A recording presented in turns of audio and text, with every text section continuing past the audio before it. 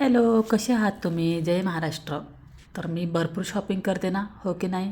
बऱ्याच वेळा मला बोलले गेले आहे की किती शॉपिंग करते? अरे हो, करते. आता काय सांगू तुम्हाला मी आता मी बऱ्याच वेळा सांगितलं आहे. तर इकडं आला आहे हा पोळ्या ठेवायचा डब्बा आणि हा एवढा छान आहे ना, पण मी याला रिटर्न केला आहे. नाही ठेवला मी म्हणजे कारण की ना हा जो डबा आहे ना हा फॅमिलीसाठी आहे. खूप मोठी फॅमिली असेल ना त्यांना काम येईल. इतकं छान डबा आहे पण खूप मोठा आहे ना. याच्यामध्ये भरपूर पोळ्या बसतील ना. याच्यासाठी ना मी एक कापड पण घेतलं आहे त्यात ठेवायला, चपात्या ठेवायला. लय मस्त आहे ते पण. आणि हे ना मी व्हिडिओच्या खाली प्रोडक्ट टॅग केलेले आहे. तुम्हाला घ्यायचं असेल ना तर तिकडनं घ्या. खूप छान आहे डब्बा. पण तुमची भरपूर मोठी फॅमिली असेल तरच घ्या. नाही तर नका घेऊ. 2 माणसांसाठी नाही आहे. 2 माणसं किती 4 चपात्या खातात. त्याच्यामुळे एवढा मोठा डबा काय करायचा. मला आला होता, मी तो तुम्हाला दाखवला आणि तो मी रिटर्न केला आहे. आणि हा कपडा मी ठेवला आहे. हा कपडा पण मी घेतला, याची पण लिंक दिली आहे. हा खूप छान आहे चपात्या ठेवायला. तर हे दोन आले होते एका याच्यामध्ये. स्वस्त आहे हा कपडा, 250-300 रुपयाचा काहीतरी 2 आलेले आहेत. खूप छान आहे पण जाड आहे आणि मस्त आहे. तर तुम्हाला बाय करायचं असेल तर खाली व्हिडिओच्या खाली लिंक दिली आहे. तर पुढे लाडूची मस्ती बघा आणि काय काय बोलते ऐका तुम्ही. गुड मॉर्निंग बेटा, क्या हो रहा है? खेल रही हो?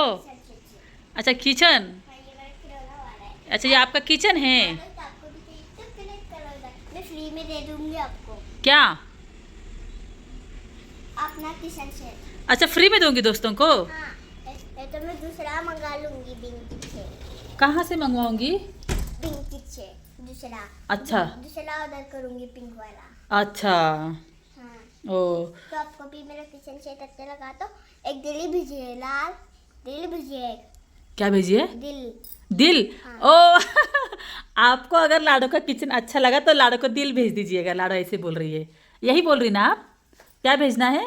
दिल। अच्छा दिल भेज देंगे सब आपको कमेंट में. हाँ कमेंट में. तो मैं दोस्तों के लिए क्या बनाऊं? दोस्तों आपके लिए क्या बनाना है? चलिए सब दोस्तों के लिए चाय बना दीजिए आप. चाय। लेकिन सर, लेकिन लेकिन सर, लेकिन 5 दोस्त है ना। मैं विराट दादा को दे दूंगी। बस बस एक ही चाय पत्ती और एक है। अच्छा एक ही कप है, एक ही कप चाय पत्ती है आपके पास? बस 5 लोग ही है। ओ 5 लोगों के लिए चाय नहीं है और चाय पत्ती भी नहीं है। अरे यार मेरी चाय पत्ती खत्म हो गई. चाय पत्ती खत्म हो गई क्या? अरे अरे अरे चाय पत्ती खत्म हो गई. बस एक कप चाय बनेगा एक सब्सक्राइबर के लिए. ओ शैल दादा के लिए। साहिल दादा के लिए. अच्छा फिर बनाती हूँ। चलिए साहिल दादा के लिए चाय बन रहा है. ये चाय, ये पत्ती है। हाँ चाय बन रहा है साहिल दादा के लिए. ठीक है हाँ बना दीजिए चाय. ऐसे चाय बनता है. इतना खतरनाक वाला चाय कोई बनाता है क्या? इसमें सॉस डाल देती हूँ। अच्छा मम्मी चाय के अंदर कोई सॉस डालता है क्या? कौन नहीं डालता बेटा, आप क्यों डालती हो चाय में सॉस? क्योंकि मुझे पसंद है। आपको पसंद है? ओके चाय में सॉस डालना हुआ चाय बहुत टेस्टी लगता है मेरे यहाँ.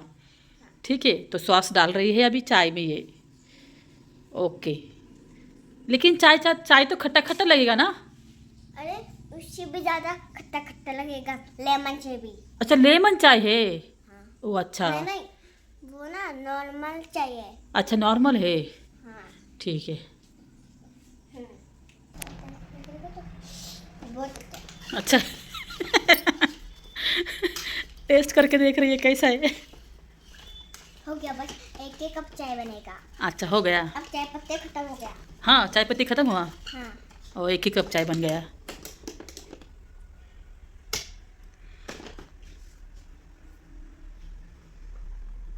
क्या कर रही हो?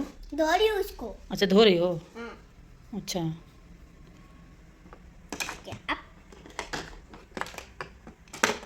सब गिर रहा है. मैं इसको ना लटका देती हूँ वापस। हम्म.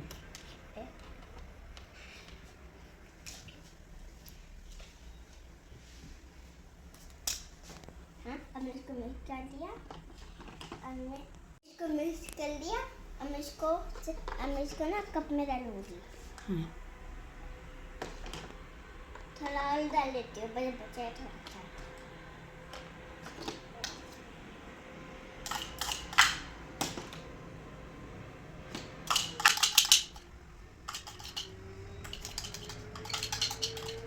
थोड़ा और टेस्ट करती हूँ, मज़ा नहीं आ रहा।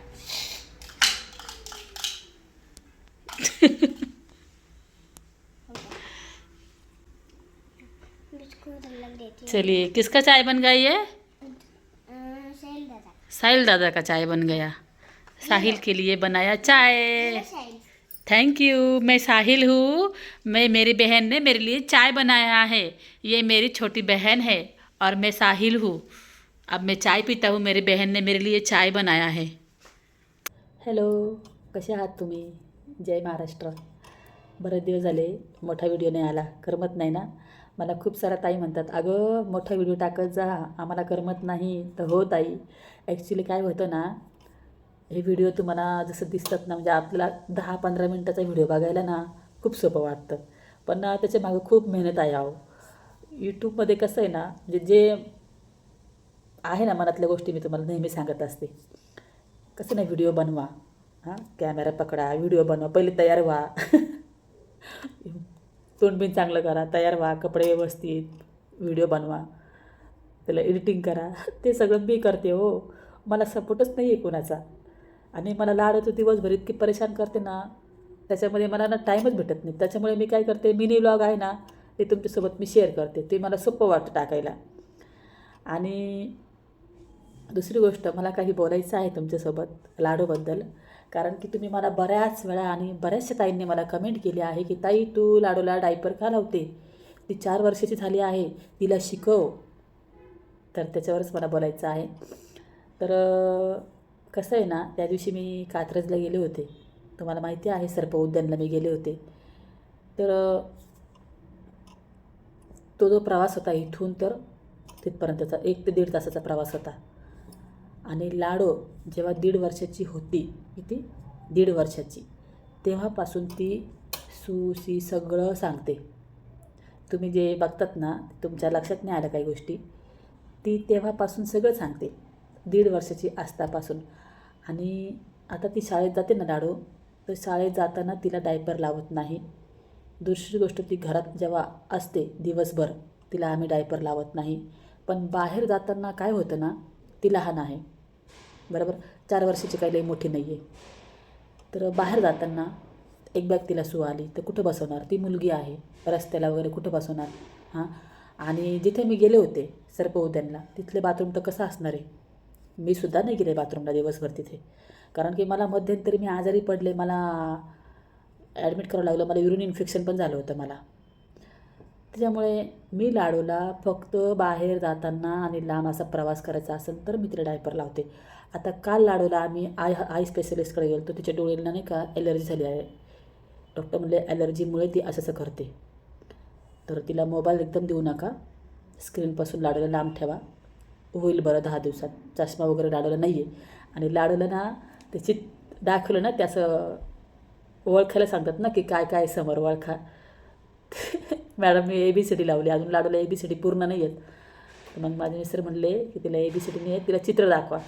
तर तिने हाऊस, केक, मछली, ते सगळं चित्र ओळखले. म्हणजे इतके छोटे छोटे छोटे दाखवले ना डॉक्टरांनी, ते सगळे लाडूने ओळखले. तर डॉक्टर म्हणले हिला चष्मा नाही आहे, तिच्या डोळ्याला ॲलर्जी झालेली आहे, तर मेडिसिन दिलं आहे. तर सांगायचं हे होतं मला की तुमचं सर्वांचं असं खूप गैरसमज होतं आणि मी जास्त काही व्हिडिओमध्ये बोलत नाही ना, त्याच्यामुळे तुम्हालाही काही माहिती पडत नाही. आणि तुम्ही मला कमेंट केली, त्याच्यामुळे मी तुम्हाला असं काही म्हणणार नाही की तुम्ही मला रॉंग बोलते, असं नाही आहे. तुम्ही तुमचं मत मांडलं आहे, पण तुम्हाला माहिती नाही ना ह्या गोष्टी. लाडूला फक्त बाहेर जाताना लांबचा प्रवास करायचा असेल तेव्हा मी तिला डायपर लावते, कळलं?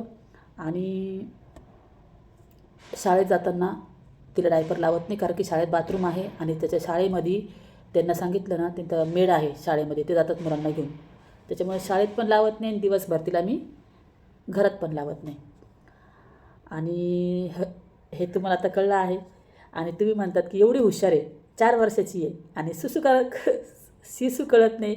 अहो, ती 1.5 वर्षाची असतानापासून तिला कळतं. तुम्हाला वाटत नाही का तिला कळत नसेल? तिला सगळं कळतं, असं नाही आहे. ती जशी दिसते ना तशीच आहे माझी लाडू, खूप हुशार आहे.